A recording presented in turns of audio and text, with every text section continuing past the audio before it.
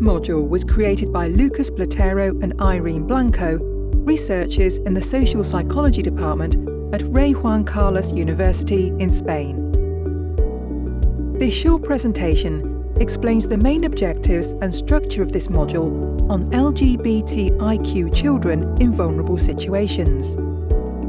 We begin with a brief discussion about vulnerability and LGBTIQ children. If we are going to improve the support provided by children's services, professionals and family members, and make a difference to the well-being of LGBTIQ children, it's essential to know what we're talking about. Then, we'll take you through a discussion of the needs of LGBTIQ children in the face of two major challenges. Firstly, the impact of the COVID-19 pandemic, and secondly, how the shifting political scenario as it relates to LGBTIQ rights is affecting these children. We end this module with some basic recommendations. You are then invited to watch a selection of short videos that provide information about the topic for this specific age group. The third part of the module consists of reading and reflecting on a short text that we've selected for you. As we mentioned, by the end of Module 5, you will have accomplished 3 goals. Firstly, we would like you to become familiar with the key concepts related to LGBTIQ children: vulnerability, the impact of the pandemic, and the shifting political scenario affecting LGBTIQ rights. Secondly, we want you to be able to identify the significance of gender and sexuality in childhood and youth. And finally, we would like you to understand your own responsibility in becoming an agent for positive change. This video includes concepts, research data and recommendations that are accessible to professionals, family members and anyone else who wants to learn about this subject. Let's get started. The first concept that we want to tackle is vulnerability, an essential concept for our research. This term is used to refer to children who are more exposed to risk than their peers and who develop coping mechanisms, ranging from cultivating some degree of resilience in order to deal with common challenges and mildly adverse situations, to total helplessness. In our project, Colourful Childhoods, we use a broad definition of vulnerability that is sensitive to the experiences of LGBTIQ children who may be living in situations where they are not always accepted as they are. A situation is considered vulnerable if it does not provide an LGBTIQ child with the adequate support to develop their personality and does not provide protection from violence, whether physical, psychological, or symbolic. A 28-year-old youth worker interviewed at a Colourful Childhood seminar referenced the topic of vulnerability and the counterbalance represented by the family in this case. I'm bisexual, and what I cared for most when I was a child was that my mother stood by my side.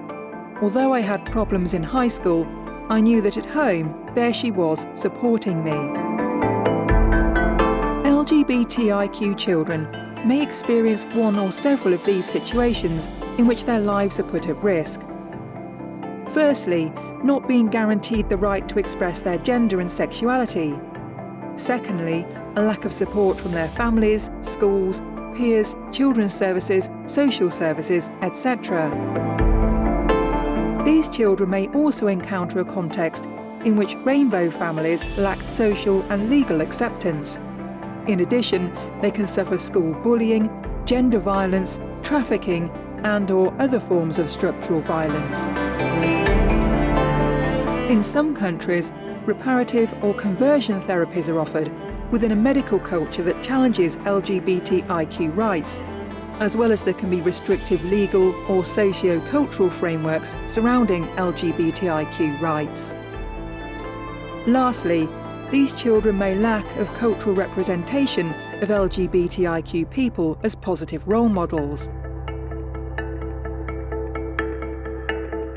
Although the term vulnerable children can be very useful to conceptualise the experiences of LGBTIQ children, it can also be used against their sexual rights.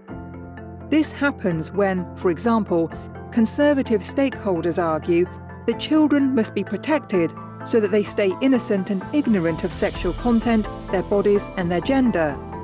However, this passion for ignorance, which means the less they know about sexuality the better, makes children more vulnerable to harassment and violence. One way to counterbalance this passion for ignorance is to guarantee LGBTIQ children's rights by offering support to explore who they are and giving them a vocabulary to identify and describe their bodies, experiences and attachments.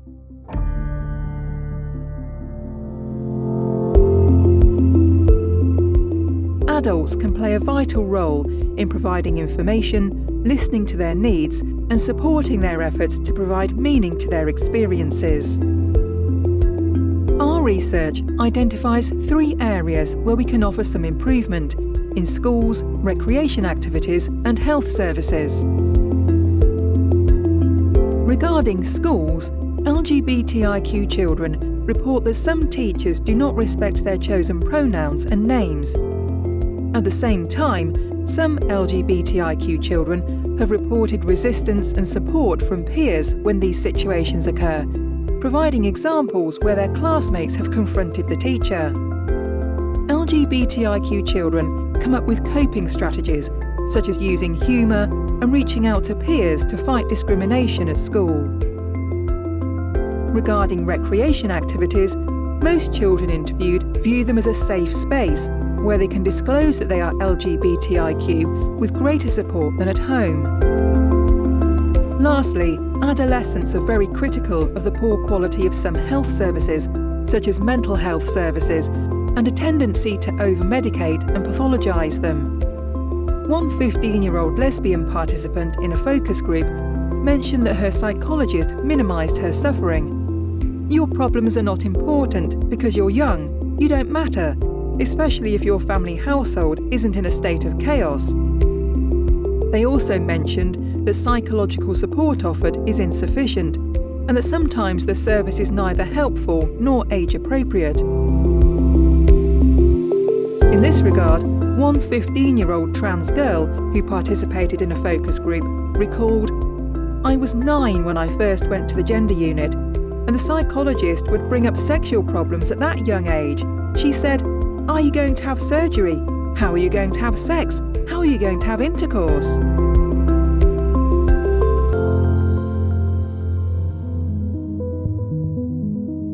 The negative impact of the pandemic was not only related to the health consequences for children and their families. The restrictions imposed, such as the lockdown, social distancing measures, time away from schools and peers, and the intense amount of time spent with family members, has had many outcomes for them. For many LGBTIQ children, these restrictions required staying at home in potentially hostile environments, away from people who supported their gender identity and sexuality, and at times with a greater exposure to different forms of violence and, accordingly, an increase in anxiety and depression. Regarding their relationships with peers through social media, some of them claim that keeping in contact was not so easy due to the pandemic. For example, a 15-year-old trans girl told us the following experience. "During the lockdown, my friends vanished. I texted them, but they didn't get back to me. I didn't see them until we were back in high school." During and after the COVID-19 pandemic, LGBTIQ children had to seek for coping strategies to mitigate discomfort and stress due to the uncertainty. Regarding this distress they suffered, there are gender differences. Trans and non-binary young people, as well as girls, have higher levels of stress in comparison to their peers. Also, among children and adolescents experiencing other intersectional discrimination, disability, national origin, social class, etc., they have reported higher levels of stress and discomfort. The time away from in-person classes also provided LGBTIQ children with time to reflect on their sexuality and identity, along with offering them some relief from the harmful effects of discriminatory bullying in on-site school settings.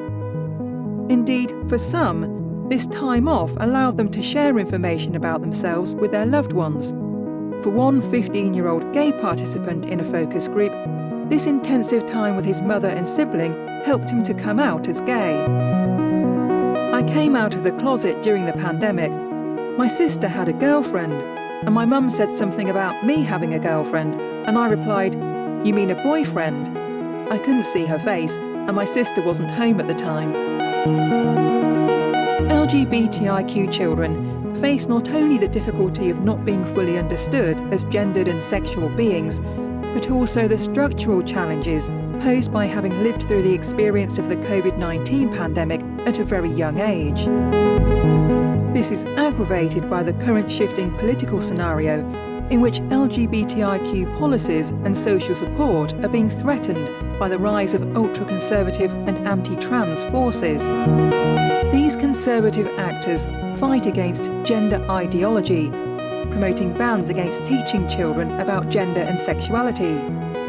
Additionally, disciplines like psychology, psychiatry, and education are taking a conservative turn, wielding arguments about negative and irreversible consequences for children, along with other commonplaces, freedom of expression, the realness of biology, the inability of trans children to know their own gender, etc. Based on our research data, we would like to share some practical recommendations with you that can improve the well-being of LGBTIQ children. Firstly, you can explore the impact of your adultism when you address them.